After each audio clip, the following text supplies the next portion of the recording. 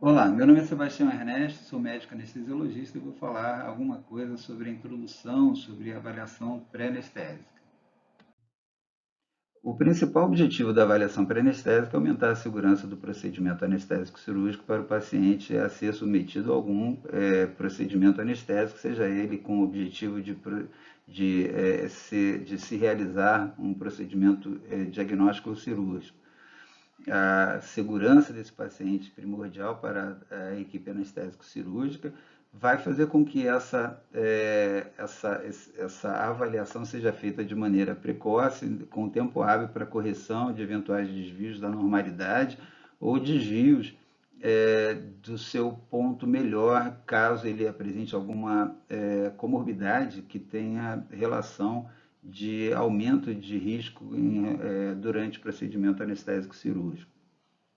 Isso faz também com que haja uma diminuição da taxa de suspensão de cirurgias, de adiamento, de retardo no início da cirurgia, uma vez que o paciente já vem bem preparado para o seu procedimento. Então, isso melhora, isso otimiza o fluxo do centro cirúrgico. Para isso, então, utilizamos os recursos de semiologia. A história a ser colhida, a anamnese, deve buscar de maneira objetiva histórias relacionadas a comorbidades, eventuais alergia alguma medicação, a utilização de tratamento domiciliar com substâncias que devem ser conhecidas e sabemos que algumas devem ser canceladas, outras não podem ser canceladas, isso vai ser discutido ao longo desse vídeo. Portanto, a história clínica é de fundamental importância. Saber se esse paciente tem alguma comorbidade importante, se essa comorbidade está no melhor estado possível, se existe ainda algum espaço para melhorar esse estado dessa comorbidade desse paciente. Então, são fatores importantes que devem ser sempre levantados. A história de alergia à medicação, a história de familiar ou pessoal de hipertermia maligna ou fatos que possam sugerir, indicando a investigação mais detalhada, história familiar ou pessoal de alteração da produção de pseudocolinesterase. Então, é isso de fundamental importância no manuseio perioperatório do paciente, o conhecimento de sua história. Também saber em relação ao risco cardiovascular, a capacidade física desse paciente, muitas vezes determinada pela capacidade metabólica, que sabemos que é o fator conhecido como MET. Então, um MET corresponde ao consumo mais ou menos de 3 ml por quilo por minuto no paciente em repouso. 3 ml por quilo por minuto. Então, o paciente que tem a capacidade metabólica acima de 4 METs, mostrando que na sua atividade diária ou habitual, ele consegue suportar sem sintomatologia como dispneia, precordialgia ou outros, a execução de tarefas com essa exigência de capacidade metabólica, esse paciente para cirurgia de pequeno e médio porte oferecem para a gente então já uma perspectiva de risco reduzido. Aqueles pacientes que não conseguem realizar trabalhos físicos para que conheçamos a sua história em relação a essa capacidade metabólica, como aqueles cadeirantes ou outros pacientes acamados, esses, muitas vezes, dependendo do procedimento a ser realizado, vão ter que passar por uma investigação mais detalhada. Mas a história é fundamental no conhecimento do paciente e nos cuidados a serem tomados. A história cirúrgica também pode nos alertar quanto a cirurgias que possam ter sido realizadas com consequente perda de capacidade funcional de algum órgão ou que tenham sido realizadas justamente para corrigir ou para reduzir a diminuição da capacidade funcional de algum órgão, um paciente que já infartou, por exemplo, fez uma revascularização, etc. Então, a história cirúrgica é muito importante e nos faz abrir os olhos para a possibilidade de dificuldade obtenção de vias aéreas, por exemplo. Um paciente que recentemente foi submetido a uma cirurgia com anestesia geral e intubação, sem comemorativos de dificuldade, já nos traz alguma tranquilidade em relação a isso. O paciente que já vem com uma história de via aérea difícil, já nos orienta a um planejamento mais cuidadoso em relação à obtenção das vias aéreas.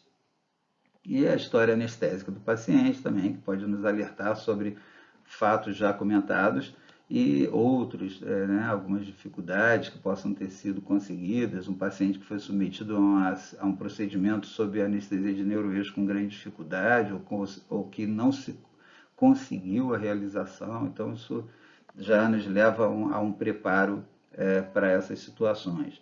O exame físico deve ser focado em 2 pontos principais. Primeiro, em relação à sua comorbidade, se ela é uma comorbidade importante e que possa ter relação com aumento de risco durante a anestesia, então esse paciente deve ter o exame físico focado nessa comorbidade para saber das limitações. O paciente com diabetes, por exemplo, que tem dificuldade de mobilização de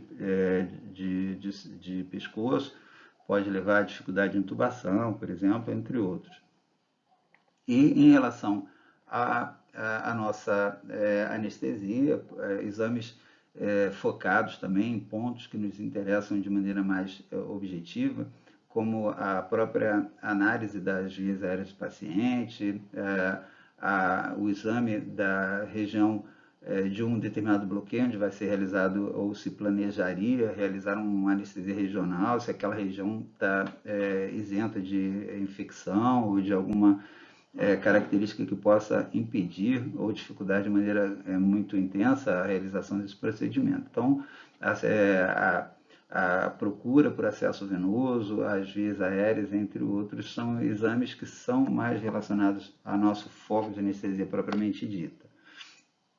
Em relação a exames complementares, hoje acredita-se que eles devem ser solicitados apenas quando há uma indicação precisa. O paciente que vai ser submetido a uma cirurgia de pequeno porte, que não tem história de nenhuma comorbidade, eventualmente não precisa ser submetido a nenhum exame complementar. Aqueles pacientes que vão ser submetidos a cirurgia de grande porte e ou têm grandes reduções de reserva fisiológica, eles vão ser encaminhados para avaliação especializada daquele ponto da sua fisiologia que está mais prejudicado. Essa é a base inicial da filosofia da avaliação pré-anestésica, que deve ser realizada preferencialmente em consultório, com alguma precocidade, para que se tenha tempo de se corrigir eventuais desvios, como foi dito, e na impossibilidade, seja pela falta do recurso ou pelo fato de o paciente já estar internado quando dá indicação da cirurgia ou uma cirurgia de emergência, essa precocidade vai ter que ser adaptada ao que é possível de se fazer em relação a isso.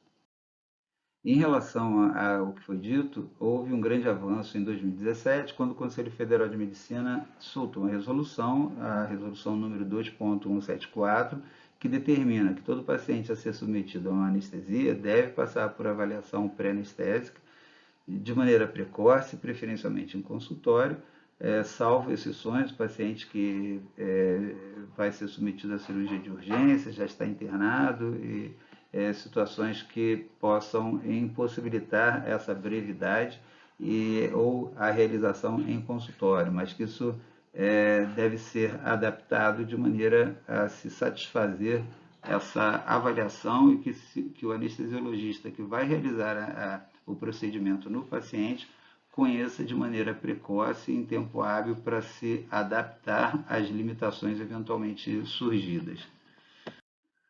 No momento da avaliação pré-anestésica, o paciente deve ser informado segundo vários quesitos. Primeiro, informá-lo de que essa avaliação pré-anestésica é uma obrigação do anestesiologista e é um direito do paciente e o seu objetivo é aumentar a sua segurança.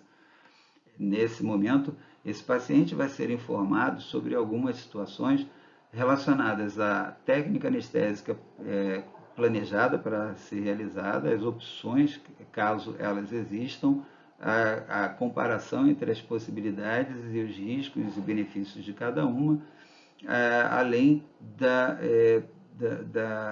da informação ao paciente sobre o planejamento pré-operatório, o que vai ser realizado como preparo imediatamente antes da indução da anestesia, como que vai ser realizada essa anestesia, o que vai ser desconfortável e qual o planejamento para controles pós-operatórios de dor, náuseas e vômitos, entre outros.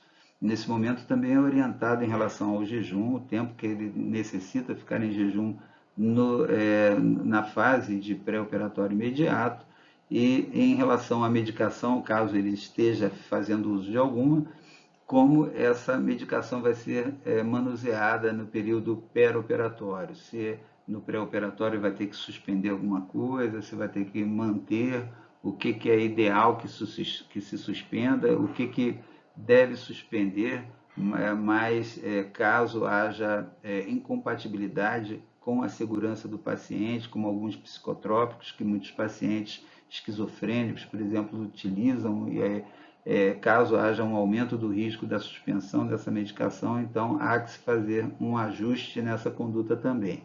Nesse momento também é feito um outro procedimento, que é a entrega ao paciente do consentimento informado. O termo de consentimento livre e informado é um documento que é assinado tanto pelo anestesiologista quanto pelo paciente, onde ambos informam, assinam e atestam que perguntaram o que precisavam saber e que obtiveram a resposta, e que a consulta se realizou de maneira adequada, e o paciente também assina informando que autoriza a realização do procedimento escolhido pela equipe anestésico-cirúrgica e de comum acordo com o paciente. Tudo o que foi dito até agora e tudo que se tratou no encontro entre o anestesiologista e o paciente devem ser registrados em ficha própria.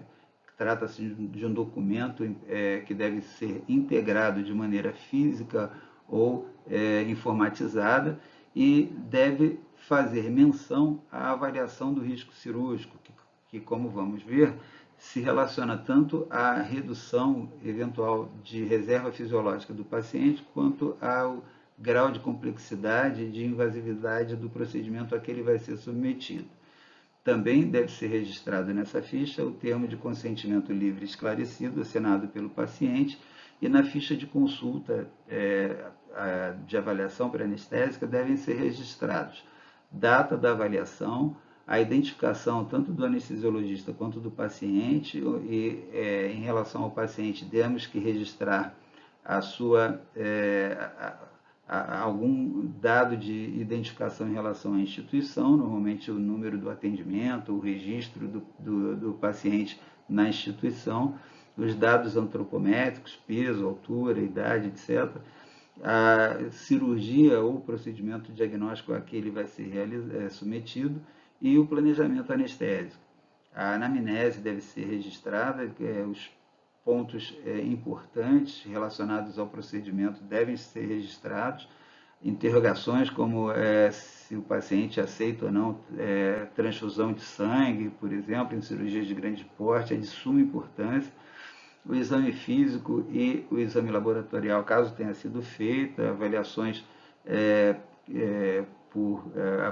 por outros especialistas, caso haja necessidade, avaliação cardiológica, avaliação pneumológica, caso o paciente apresente alguma indicação para isso, devem ser registrados lá também.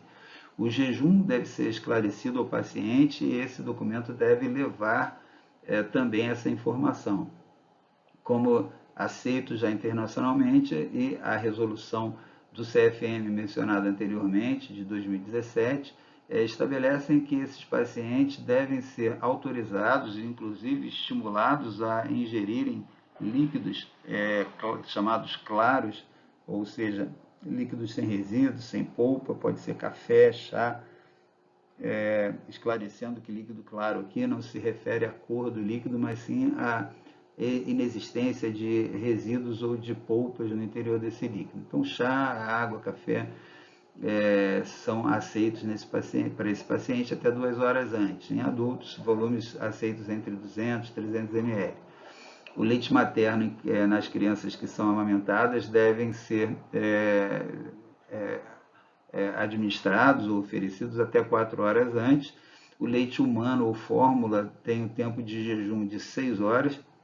Refeições leves, como torradas, chá, bolacha, até 6 horas antes. E dieta em geral, contendo gordura, etc., deve obedecer um jejum de até 8 horas. Volto a ressaltar que esses são limites de tempo mínimo de jejum. Obviamente, o paciente pode ficar mais tempo de jejum, se houver alguma impossibilidade ou uma programação nesse sentido, mas que além de ser permitido a esse paciente ingerir até esse momento estabelecido nessa tabela, ele deve ser inclusive estimulado a fazê-lo, uma vez que um paciente bem hidratado no pré-operatório tem reduzidas as complicações relacionadas à hipotensão arterial por hipovolemia e desbalanço hidroeletrolítico, por exemplo.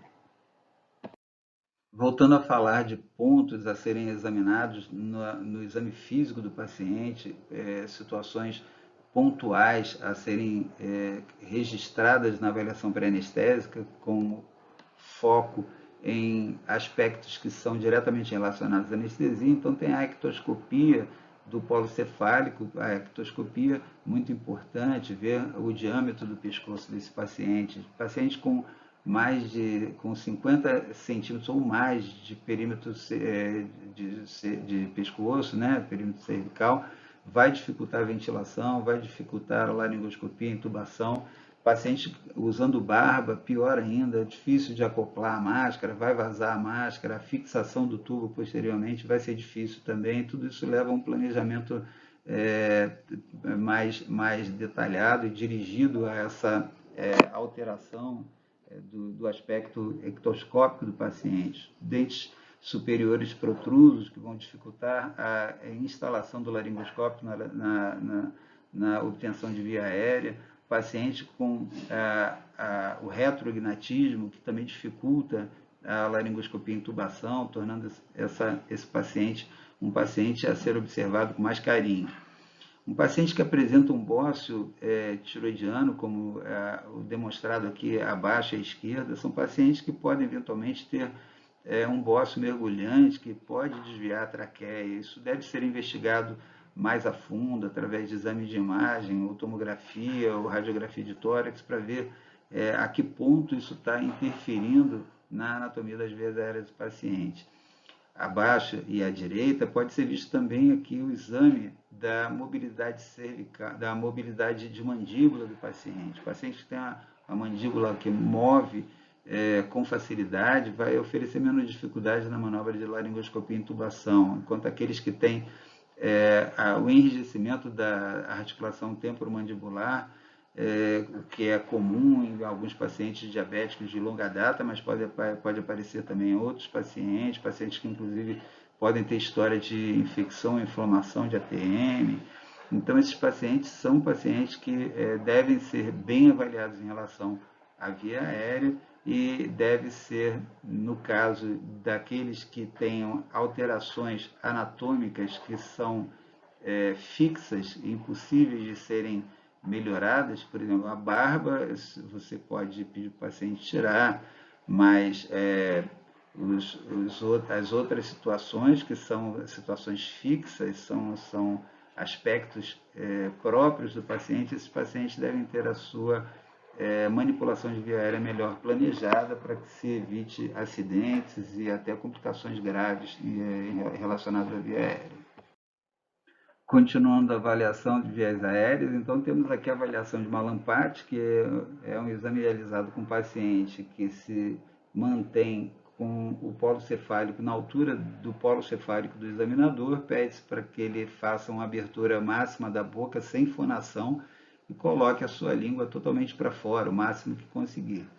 E aí temos a classificação Mallampati 1, 2, 3 e 4, onde o Mallampati 1 você consegue observar todo o palato mole e o duro, todas as fauces amidalianas, a úvula inteira, e à medida que essas imagens vão se perdendo, vão sendo reduzidas no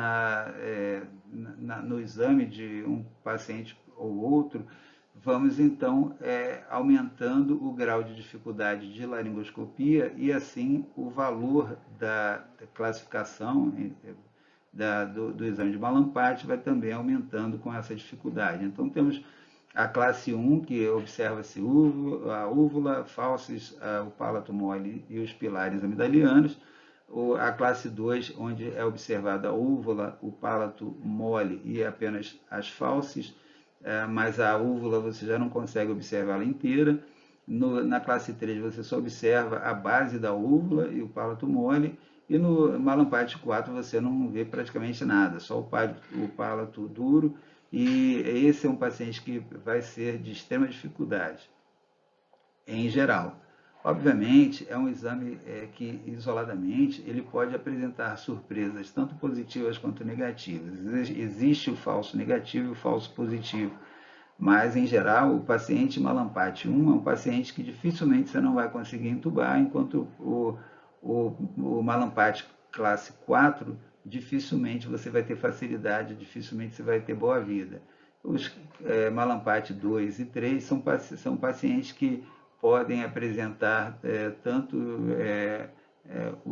o caminho, o desenrolar de desfecho para um lado quanto para outro, e a associação do exame de Mallampate com outras avaliações, como distância tiro-mentoniana, a flexibilidade cervical, como vai ser visto posteriormente, é uma associação que vai progressivamente reduzindo a incidência de falhas na previsibilidade de viária e difícil. Então, a associação entre o Mallampate a associação do exame de Mallampate com outros exames vai tornando a sua avaliação de maior sensibilidade, maior especificidade.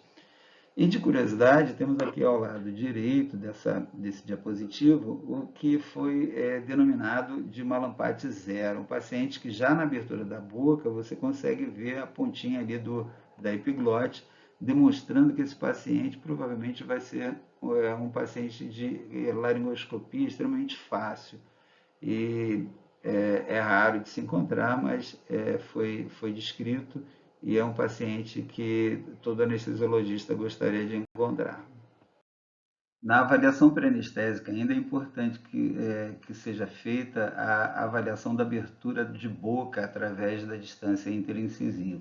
Distância interincisiva inferior a 5 centímetros ou 3 dedos, como está sendo feito aqui o exame na figura acima e à esquerda, pressupõe a dificuldade de manipulação de via aérea. Quanto menor que 5 centímetros nessa distância interincisiva, maior a dificuldade prevista, e esse é um dos dois sinais que isoladamente predizem dificuldade de manuseio de via aérea de maneira isoladamente. Essa e a mobilidade cervical, que é avaliada aqui na figura abaixo e à esquerda, onde é feita a solicitação do paciente que hiperestenda a cabeça, olhando para cima e tomando como base o mento e a região occipital. Então, são feitos são imaginados aqueles dois pontos marcados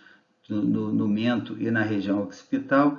E quando o paciente olha para cima, numa posição parecida com essa demonstrada na figura acima e à direita, é esperado que esse paciente tenha uma movimentação superior a 35 graus.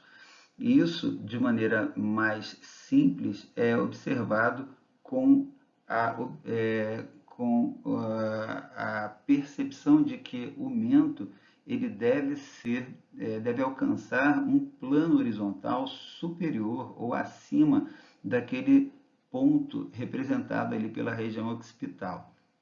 Então, se o ponto marcado como L, ele consegue chegar a um plano acima do plano que passa pelo ponto R, esse paciente deve ter uma mobilidade boa e é um ponto favorável na avaliação desse paciente. Quando ele atinge no máximo um plano igual ao plano R da região occipital, se prevê uma dificuldade de manutenção de obtenção de via aérea, e quando nem alcança o mesmo plano, então a dificuldade prevista é extrema.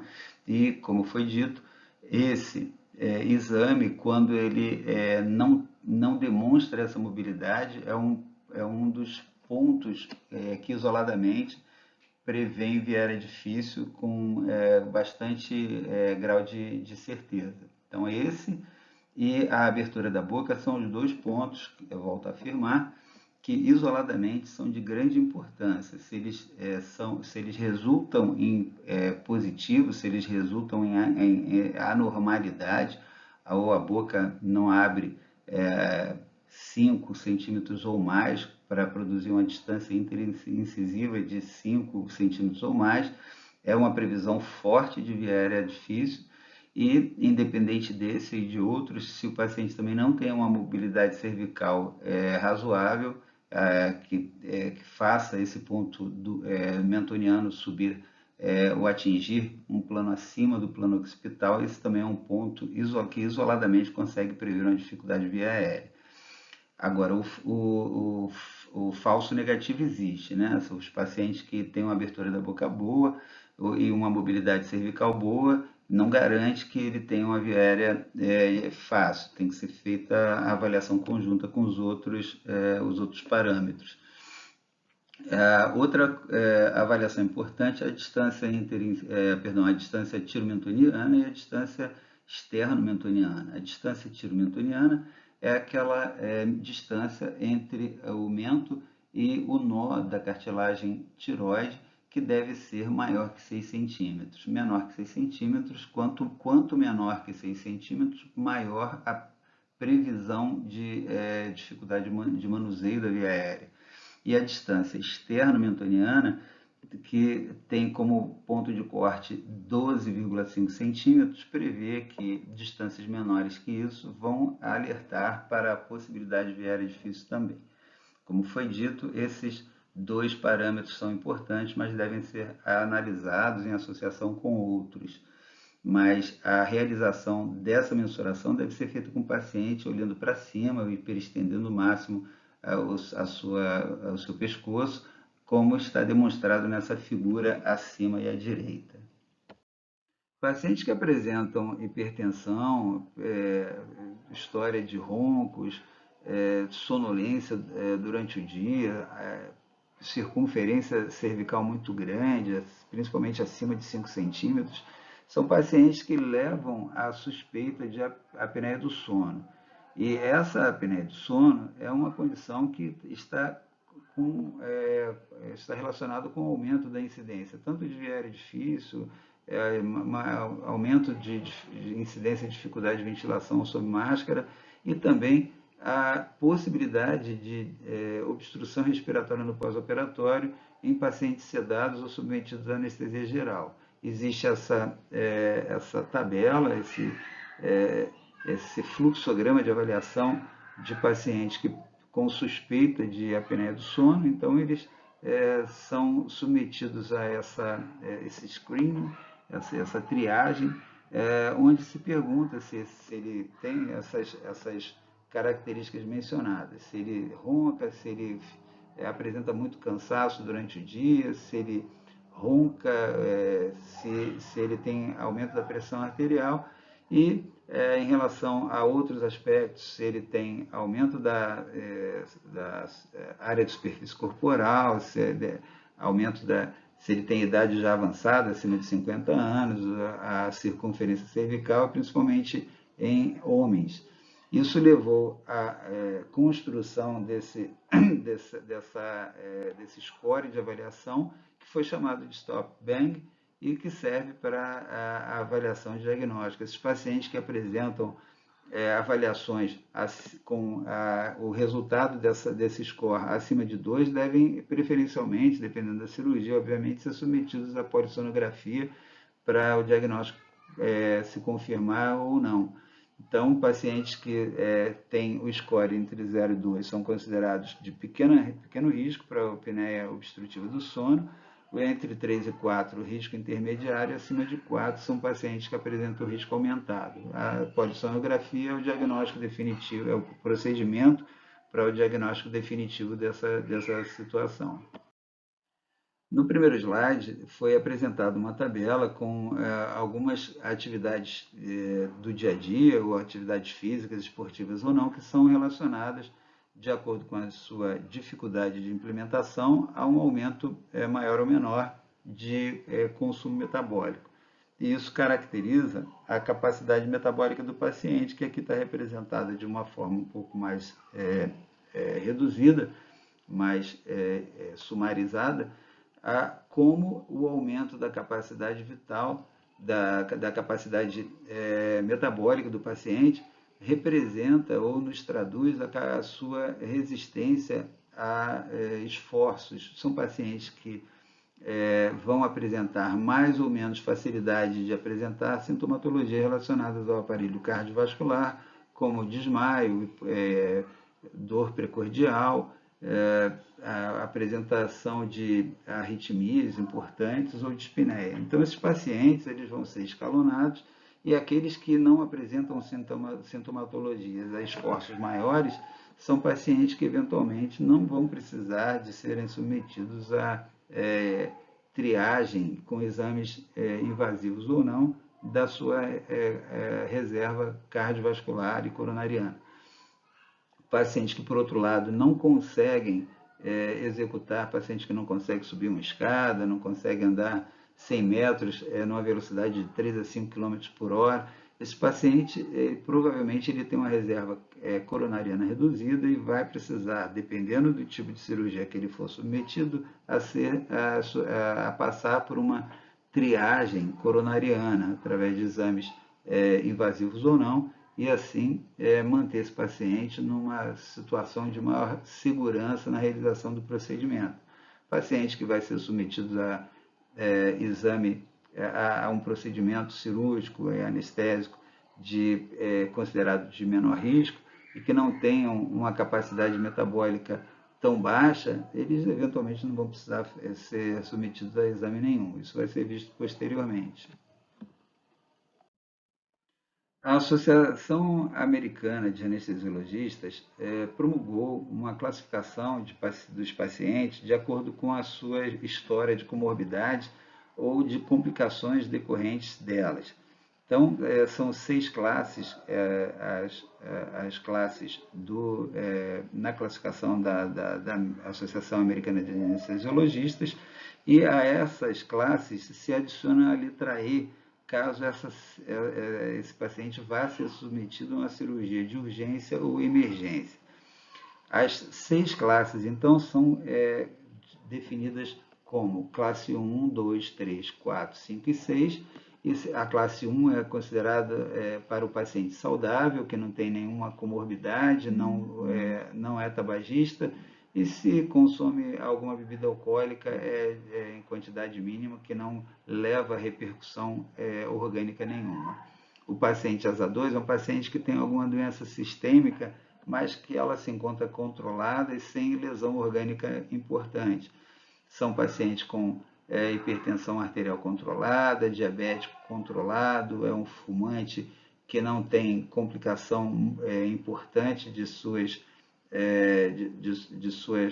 reservas fisiológicas, a paciente grávida, é o paciente obeso que tem um índice de massa corpórea entre 30 e 40 kg por metro quadrado. São pacientes estáveis que apresentam essa história de uma doença que está sendo tratada e que está controlada. O paciente ASA 3 é um paciente que tem uma doença sistêmica severa, um paciente que já tem complicações orgânicas decorrentes daquela comorbidade crônica que ele apresenta, um paciente que já tem uma insuficiência renal dialítica, é um paciente que tem um marcapasso, um paciente com insuficiência coronariana mais tratada há mais de 3 meses, ou seja, um paciente considerado de risco aumentado e que vai ser submetido à cirurgia eletiva apenas se o risco dessa doença cirúrgica for maior do que o risco dessa comorbidade que ele tem já em grau relativamente avançado. O paciente ASA 4 é um paciente que tem uma doença sistêmica severa, com ameaça à vida, é um paciente que tem insuficiência coronariana, tratada há menos de 3 meses, é um renal dialítico, um paciente que tem uma doença valvar grave.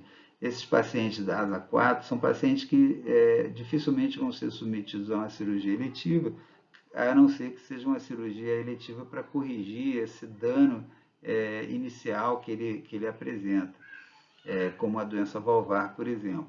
Mas que, em geral, cirurgias eletivas vão ser pesadas contra essa comorbidade já em grau avançado, já com lesão importante de órgão e sistema, fazendo com que, na maioria das vezes, o risco do procedimento seja muito maior do que o risco de se manter o paciente com essa doença cirúrgica, salvo cirurgias de emergência, obviamente. O paciente de ASA 5 é o paciente que é moribundo, que não tem expectativa de vida caso ele não seja submetido à cirurgia. É um paciente com ruptura de aneurisma, um trauma de abdômen maciço, com lesão de baço. Em geral, são situações de emergência e que vão ser submetidos a essa cirurgia, e se não forem submetidos, eles vão evoluir ao óbito com praticamente certeza. O paciente ASA 6 é o paciente que já está em morte cerebral e que está sendo mantido o mais próximo do seu estado de equilíbrio fisiológico para a doação de órgãos.